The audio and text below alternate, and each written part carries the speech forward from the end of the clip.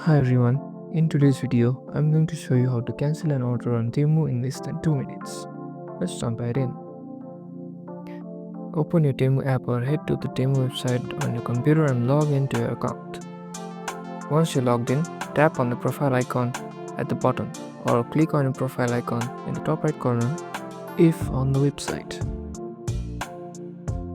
Scroll down and find the order section. Tap or click on it to see your recent orders. Look for the order that you want to cancel.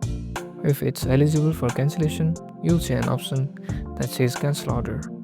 Tap or click on that. Confirm your cancellation by following the on-screen prompts.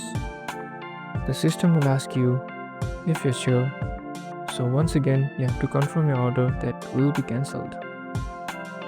And that's it, you've successfully cancelled your order on Temu.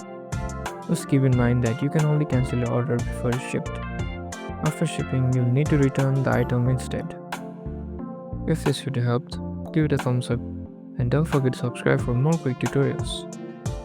If you got any questions, drop them in the comments below. See you in the next video.